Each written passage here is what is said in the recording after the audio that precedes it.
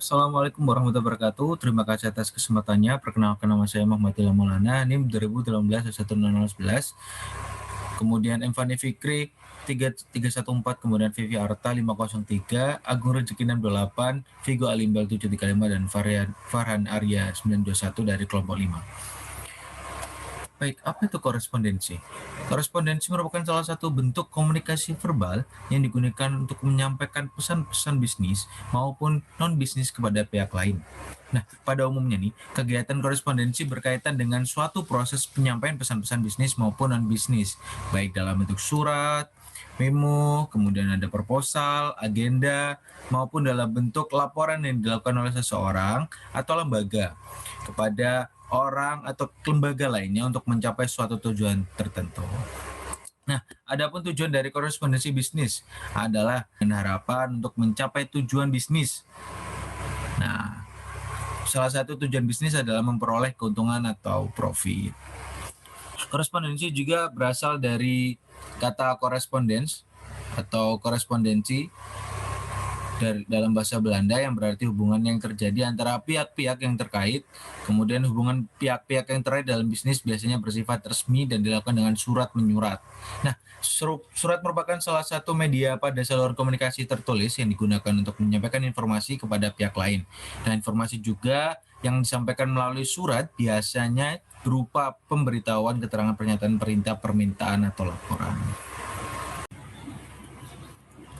Nah, apa itu surat dan surat bisnis? Nah, bagi masyarakat umum, istilah surat bukanlah suatu yang baru lagi nih, atau bukan yang asing lagi. Surat digunakan oleh seseorang sebagai sarana penyampaian pesan tertulis untuk berbagai kepentingan baik pribadi, kedinasan maupun bisnis dari seseorang kepada orang dan pihak lain. Nah, seiring dengan perkembangan teknologi komunikasi dan informasi yang begitu pesat, penulisan dan penyampaian suatu pesan dari suatu pihak kepada pihak lainnya dapat dilakukan bukan saja dengan kertas, tetapi juga melalui surat elektronik seperti email. Nah, adapun sederhananya, surat adalah sarana komunikasi yang digunakan untuk menyampaikan informasi tertulis oleh suatu pihak kepada pihak lain, baik yang berkaitan dengan bisnis maupun tidak. Nah, sedangkan surat bisnis adalah surat yang digunakan orang atau organisasi untuk menyampaikan informasi tertulis dalam kaitannya dengan penyelenggaraan kegiatan bisnis. Baik, untuk lebih lengkap dan lebih jelasnya akan dijelaskan oleh rekan-rekan saya. Terima kasih. Terima kasih atas kesempatannya. Nama saya Muhammad Fani Fikri Alimat, NIM 2018-210314. Nah, di sini saya akan melanjutkan presentasi dari teman saya, yaitu menjelaskan tentang fungsi surat bisnis. Nah, pengertian fungsi surat bisnis tersebut yaitu meskipun teknologi informasi dan komunikasi berkembang begitu cepat dengan adanya telepon genggam seperti kayak sekarang itu zamannya sudah maju dengan di era digital, yaitu contohnya dengan WhatsApp atau Telegram atau Line. Dan saya di sini akan menjelaskan tentang surat bisnis juga memiliki berbagai fungsi sebagai berikut. Yang pertama adalah surat bisnis berfungsi dalam penyampaian wakil atau duta bagi pengirim surat kayak karton pos dan sebagainya. Nah, yang kedua ada alat untuk menyampaikan pemberitahuan, permintaan dan permohonan atau disebut yaitu kayak kantor pos. Nah, itu pesannya agar terkirim ke pihak lain. Dan yang ketiga yaitu ada alat bukti tertulis yaitu atau dokumen tertulis yang sah. Yaitu pengertiannya yaitu surat dapat dijadikan sebagai bukti tertulis jika terjadi perselisihan antar organisasi atau suatu perusahaan antar orang yang telah mengadakan hubungan surat menyuratnya. Contohnya yaitu surat perjanjian yang terikat yang itu ada tanda tangan kedua pemilih hak. Nah, yang keempat ada sebagai alat pengingatnya. Surat dapat disimpan dan diamankan sehingga dapat dijadikan sebagai pengingat apabila terdapat pesan surat. Nah, contohnya yaitu surat dalam fungsi ini adalah surat yang diarsipkan yang bisa disimpan. Nah, yang ada selanjutnya yaitu ada bukti sejarah, yaitu surat dapat dijadikan bahan riset penelitian untuk mengetahui aktivitas organisasi di masa lalu. Nah, contohnya yaitu surat keterangan yang dan surat pengiriman ya pesanan. Nah,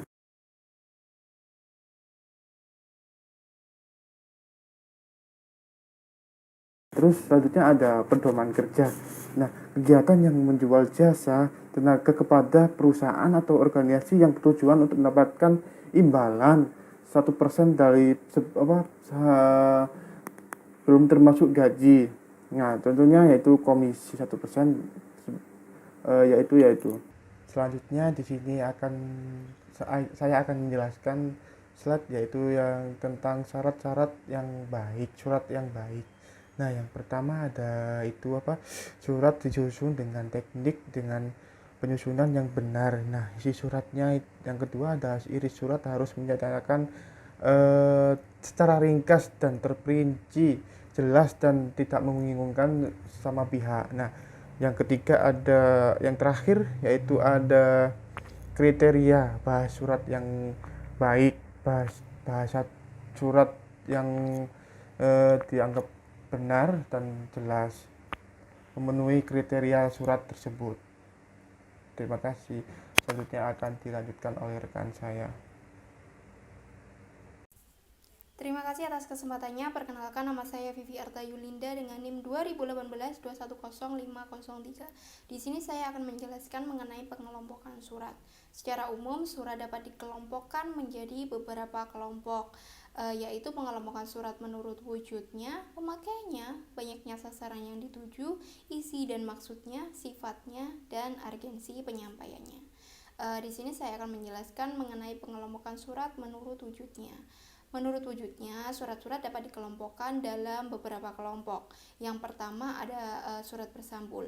Surat bersampul atau surat tertutup adalah surat yang dikirimkan oleh seseorang kepada orang yang terdiri atas kertas dan sampul atau amplop dengan berbagai ukuran. Lalu yang kedua ada kartu pos. Kartu pos adalah bentuk surat terbuka yang digunakan untuk menyampaikan pesan-pesan singkat atau pendek dan praktis yang berbentuk kartu kecil dengan ukuran 10 cm x 15 cm yang dikeluarkan oleh PT Pos Indonesia. Lalu yang ketiga ada warkat pos. Warkat pos adalah surat yang wujudnya berupa gabungan kertas surat dan amplop. Kertas warkat pos dibuat sedemikian rupa sehingga apabila kertas tersebut dilipat akan membuat amplop. Lalu yang keempat ada telegram. Telegram disebut juga sebagai surat kawat. Istilah telegram berasal dari kata tele yang artinya jauh dan gram berarti tanda tangan tercetak. Lalu yang kelima ada memorandum dan nota. Memo adalah surat yang digunakan oleh pimpinan untuk menyampaikan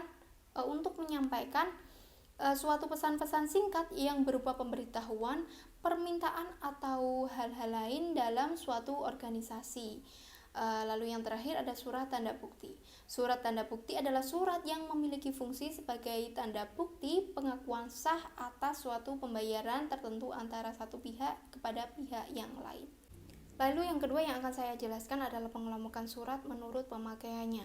Menurut pemakaiannya, surat dapat dikelompokkan menjadi 3 jenis, yaitu yang pertama ada surat pribadi. Surat pribadi atau personal letter adalah surat yang dibuat oleh seseorang yang isinya menyangkut kepentingan atau hal-hal yang sifatnya personal atau pribadi. Lalu yang kedua ada surat dinas. Surat dinas atau surat resmi adalah surat yang isinya berkaitan dengan kepentingan, tugas, dan kegiatan dinas instansi pemerintah. Yang ketiga ada surat bisnis. Surat bisnis atau business letter adalah surat yang digunakan orang atau badan yang menyelenggarakan kegiatan usaha bisnis. Dan yang terakhir ada surat sosial.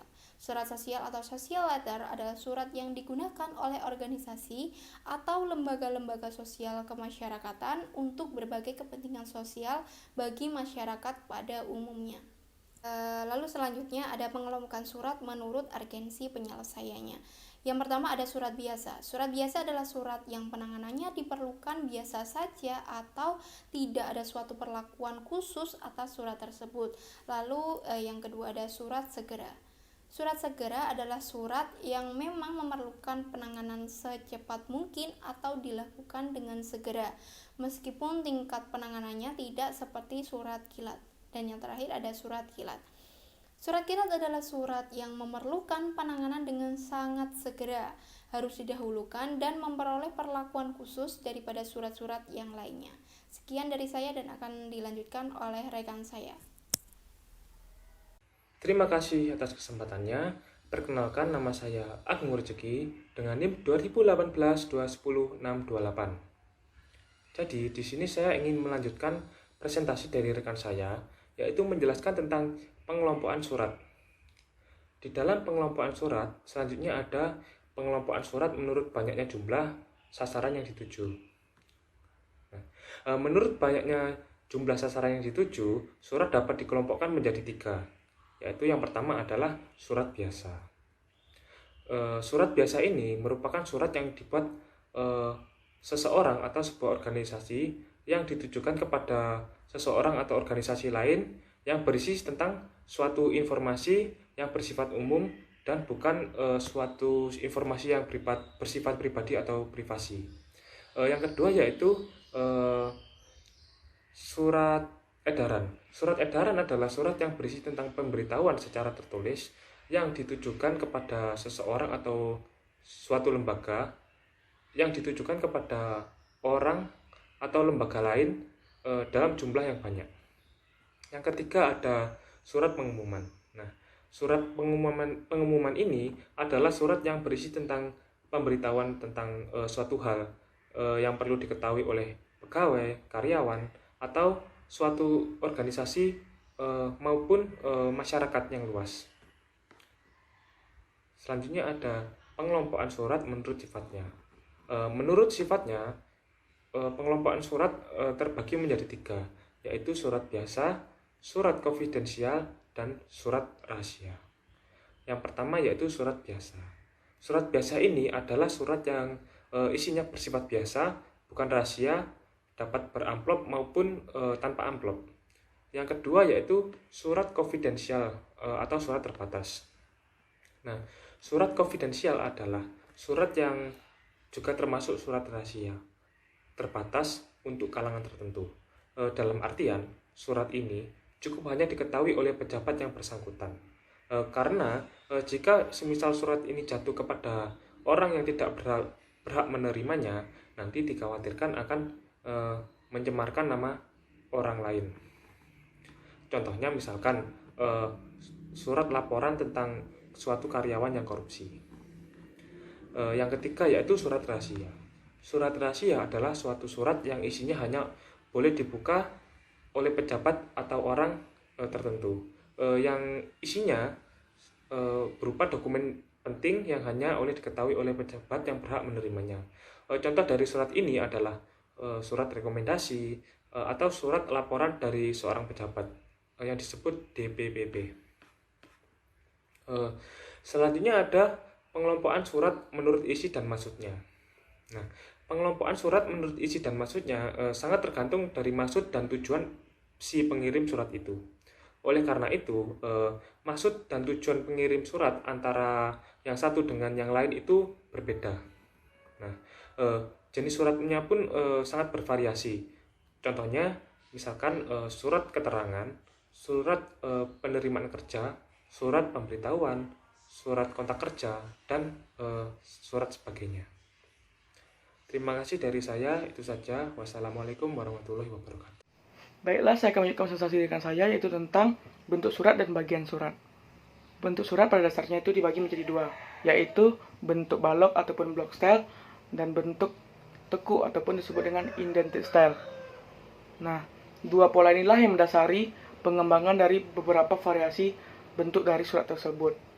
Dan bentuk surat berdasarkan polanya ataupun tata letaknya dibagi menjadi beberapa. Yang pertama itu bentuk penelurus. Penelurus itu penulisan suratnya itu dari alamat pengirim sampai ke bawah, sampai tembusan ataupun inisial itu terletak ataupun lurus ke bawah, itu rata kiri, tanpa adanya membentuk cekuk ke dalam. Itu yaitu bentuk surat dari lurus penuh. Selanjutnya lurus. Nah, bentuk lurus ini itu sebenarnya sama dengan bentuk lurus penuh. Namun yang membedakannya dari nanti salam penutup sampai dengan tanda tangan dan nama jelas itu terletak di kanan. Itu yang membedakannya dengan bentuk lurus penuh. Soalnya setengah lurus. Nah, setengah lurus ini itu sudah kalimatnya itu sebagai misalnya dalam kalimat itu ada 3 baris. Nah, yang garis utama itu sudah menjorok ke dalam ataupun sudah seperti membentuk sebuah paragraf. Nah, kalimat pertama itu selalu agak menjorok ke dalam sedikit. Begitu. Soalnya bentuk alinea menggantung. Nah, alinea menggantung ini bentuk suratnya itu sebenarnya hampir sama, namun yang menggantung di bawah ini bukan kalimat yang pertama seperti setengah lurus, namun kalimat yang pertama itu kita letakkan di paling kiri, nanti kalimat setelahnya itu agak menjorok ke kanan.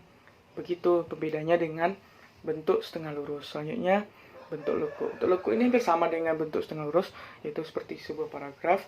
Itu nanti agak menjorok ke dalam untuk penulisannya. Soalnya surat resmi. Nah, surat resmi ini itu sebenarnya hampir sama juga dengan bentuk lurus, namun itu sudah bentuk dalam bentuk paragraf ataupun kalimatnya itu paragrafnya itu sudah berbentuk ataupun condong ke dalam ataupun penulisannya itu lebih mirip ke arah bentuk setengah lurus.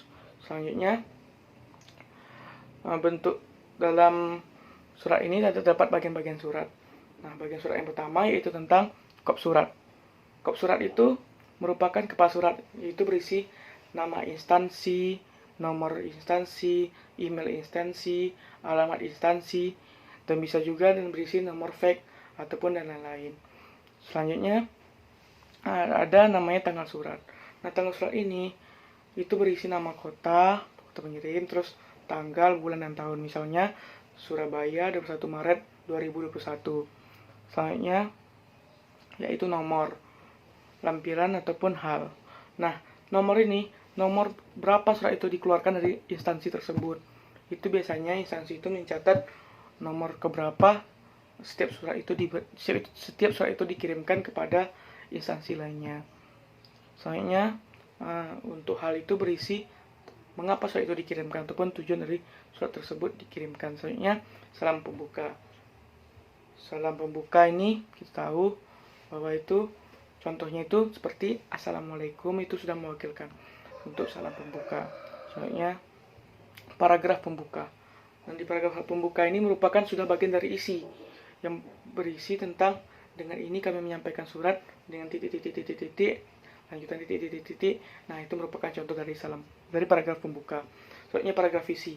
Nah, paragraf isi ini itu sudah berisi maksud itu yang tersebut.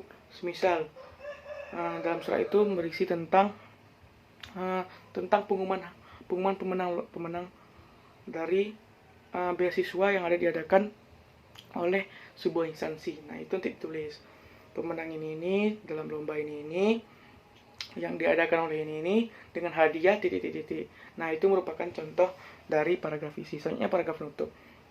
Paragraf penutup itu merupakan penutup dari isi surat tersebut. Contohnya, terima kasih atas perhatian dari saudara, itu merupakan contoh dari paragraf penutup dari sebuah isi. Soalnya salam penutup. Salam penutup itu berisi tentang untuk menutup surat tersebut seperti wassalamualaikum dengan hormat kami. Nah, itu bisa menjadi menjadi salam penutup dari sebuah surat. Soalnya tanda tangan. Nah, tanda tangan ini itu berdampingan dengan nama jelas. Nah, setelah tanda tangan nanti diberikan nama jelas, misal dengan hormat Kepala Sti Perbana Surabaya, itu sebagai jabatan. Selanjutnya ada tanda tangan Dr. Yudi Sutarso. Nah, itu merupakan contoh dari tanda tangan, nama jelas, dan nama jabatan. Selanjutnya ada namanya itu tembusan. Nah, tembusan ini letaknya di kiri bawah surat. Itu biasanya berdampingan dengan inisial, ataupun inisial itu adalah merupakan inisial siapa pengetik surat tersebut. Selanjutnya saya akan menjelaskan tentang format lipatan surat dan aneka bentuk amplop. Format atau bentuk lipatan surat yang baik itu merupakan bagian dari beretika dalam beres kompetensi dalam dunia bisnis. Nah, bentuk lipatan yang terkesan asal-asalan atau buruk itu memberi citra atau kesan yang buruk bagi si pengirimnya oleh si penerima pesan tersebut. Nah, ada beberapa format lipatan surat. Yang pertama itu lipatan baku. Nah, lipatan baku ini apa? Lipatannya itu dalam bentuk lipatannya itu dibagi menjadi 3 sama besar, lalu dilipat ke dalam begitu. Seperti lipatan brosur pada biasanya. Soalnya lipatan setengah baku. Lipatan setengah baku itu hampir sama dengan lipatan baku, namun yang membedakannya itu salah satu bagiannya itu lebih kecil. Sehingga itu yang menjadi pembeda dengan lipatan baku tersebut. Soalnya ada lipatan akordeon. Nah, lipatan akordeon ini itu sama-sama dibagi menjadi 3 sama besar, namun yang membedakannya itu lipatan akordeon ini dilipat dalam bentuk Z begini. Nah, bukan ke dalam. Itu yang membedakannya dengan lipatan baku. Soalnya lipatan setengah akordeon. Nah, lipatan setengah akordeon ini bentuk lipatan dari sama dengan akordeon, namun yang membedakannya itu ada di salah satu bagian itu lebih kecil. Namun cara melipatnya tetap sama dengan lipatan akordeon tadi. Soalnya lipatan tunggal. Nah, lipatan tunggal ini itu lipatan yang biasa kita lakukan, yaitu hanya melipat menjadi 2 dari atas ke bawah gitu. Nah, itu merupakan lipatan tunggal. Soalnya lipatan ganda paralel. Nah, lipatan ganda paralel ini itu kita membuat dulu lipatannya seperti lipatan tunggal, lalu kita lipat lagi menjadi 2. Nah, itu disebut dengan lipatan ganda paralel. Soalnya model Prancis. Lipatan model Prancis ini itu dilipat memanjang begini, lalu baru dilipat kembali. Soalnya lipatan model baron. Nah, lipatan model baron ini itu cukup sulit karena kita harus melipat seperti model yang ada di buku, itu dibagi menjadi 2, namun dalamnya itu dikosongkan terlebih dahulu, namun baru di tepi-tepinya itu ditekuk begitu. Soalnya aneka bentuk amplop. Nah, aneka bentuk amplop ini juga dibedakan menjadi beberapa. Yang pertama berdasarkan wujudnya, itu amplop biasa dan amplop berjendela. Nah, selanjutnya berdasarkan ukuran, itu ada amplop resmi, ada amplop kartu, amplop bisnis, amplop pendek, amplop panjang, amplop lebar. Selanjutnya berdasarkan wujudnya, yaitu dibagi menjadi 3, yaitu berdasarkan amplop katalog, amplop mata berkait, dan amplop berkancing. Nah, itu berdasarkan wujudnya dibagi menjadi 3. Nah, bedanya antara amplop mata berkait dengan berkancing itu, yang berkancing itu ada talinya yang mengikatnya. Itu yang menjadi pembeda antara 2 amplop tersebut. Baik, sekian dari saya. Selanjutnya akan dilanjutkan rekan saya. Assalamualaikum warahmatullahi wabarakatuh. Terima kasih atas kesempatannya. Di sini saya Farhan Arif Saputra, NIM 2018-210921. Saya akan menjelaskan tentang contoh-contoh surat. Yang pertama saya akan menjelaskan surat pesanan. Surat pesanan ini adalah surat yang dibuat oleh calon pembeli kepada penjual yang berisikan tentang pesanan pembelian barang-barang. Surat pesanan ini harus disusun dengan bahasa yang jelas, singkat, dan terperinci. Surat pesanan ini dibuat karena adanya penawaran dari penjual, dan juga selain itu surat penawaran juga dibuat karena adanya sebuah iklan di majalah atau surat kabar. Adapun surat pesanan ini dibuat juga atas inisiatif diri sendiri karena keberadaan barang atau jasa telah diketahui oleh calon pembeli di pasaran. Yang kedua, saya akan menjelaskan surat konfirmasi. Surat konfirmasi merupakan surat-surat yang ditulis untuk mitra yang menjelaskan tentang hal-hal yang relevan dan terperinci, sesuai dengan apa yang telah disepakati bersama, baik itu melalui meeting, rapat, maupun lewat komunikasi lainnya. Jika dilihat dari fungsinya, surat konfirmasi ini banyak jenisnya, tergantung dengan kepentingannya. Ya, saya ambil salah satu contoh, yaitu surat konfirmasi, yakni surat konfirmasi tentang pengiriman produk. Saya akan menjelaskan poin yang ketiga, yaitu surat pengaduan atau surat komplain. Di sini surat komplain adalah surat tertulis di mana seseorang melaporkan pengalaman atau situasi yang buruk tentang kepuasan yang negatif atau opini negatif tentang suatu produk. Nah, dari surat keluhan ini dapat dijabarkan lagi menjadi 2, yaitu surat keluhan pribadi dan surat keluhan profesional. Yang pertama, saya akan menjelaskan tentang surat keluhan pribadi. Surat keluhan pribadi adalah ketika sebuah surat ditulis dengan tingkat pribadi oleh seseorang. Surat ini ditulis oleh konsumen untuk mendapatkan pengembalian dana, pengganti produk, dan lain-lain. Ini juga ditulis untuk keluhan terkait layanan atau masalah apapun yang mempengaruhi individu atau masyarakat pada umumnya. Yang poin yang kedua yaitu surat keluhan profesional. Ketika sebuah surat ditulis atas nama organisasi, itu disebut dengan surat keluhan profesional. Nah, surat-surat ini mendapat dukungan dari sebuah organisasi dan sebagian besar terkait dengan barang dan layanan profesional maupun pemerintahan. Yang terakhir saya akan menjelaskan surat permintaan perusahaan. Surat permintaan perusahaan adalah surat yang dibuat oleh calon pembeli yang dikirimkan kepada penjual yang isinya tentang permintaan informasi mengenai harga, syarat jual beli, dan katalog dari barang atau jasa tertentu yang dibutuhkan. Surat permintaan penawaran adalah merupakan tahap awal dari proses terjadinya transaksi bisnis. Karena ketika calon pembeli meminta keterangan mengenai barang dan jasa yang akan dibeli, maka akan ada respon dari penjual untuk menerangkan hal-hal apa yang ingin diketahui oleh calon pembeli. Baik, untuk surat bisnis selanjutnya yaitu surat bisnis perintah kerja atau disebut SPK. SPK tersendiri ini adalah sebuah dokumen yang digunakan untuk memberi perintah kepada pihak tertentu untuk melakukan sebuah pekerjaan tertentu dalam kurun waktu tertentu. Surat ini sangat lazim digunakan saat dilakukannya kerjasama antara sebuah instansi dengan instansi lainnya, baik pemerintah maupun swasta. Yang selanjutnya ada surat peringatan. Surat peringatan adalah surat yang dibuat untuk karyawan yang telah melakukan kesalahan atau pelanggaran terhadap aturan perusahaan. Meski telah melakukan pelanggaran, perusahaan tidak dapat secara langsung mengeluarkan pemutusan hubungan kerja atau PHK terhadap karyawan tersebut, melainkan perusahaan akan memberi surat peringatan untuk karyawan untuk bisa menjadi patokan agar tidak melakukan kesalahan-kesalahan atau tidak melanggar aturan-aturan perusahaan yang sudah ditetapkan sebelumnya. Yang selanjutnya ada surat kuasa. Di sini surat kuasa adalah surat pernyataan perlimpahan wewenang dari seseorang kepada orang lain atau pihak lain untuk melakukan suatu kegiatan yang tertera pada pernyataan tersebut. Surat ini biasanya berkenaan dengan kegiatan pelaksanaan penugasan kegiatan penting. Yang terakhir ada surat perjanjian.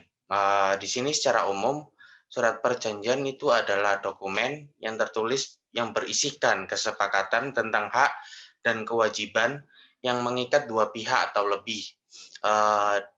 Surat perjanjian ini dibedakan menjadi dua, yaitu yang pertama ada surat perjanjian autentik dan yang kedua surat perjanjian di bawah tangan.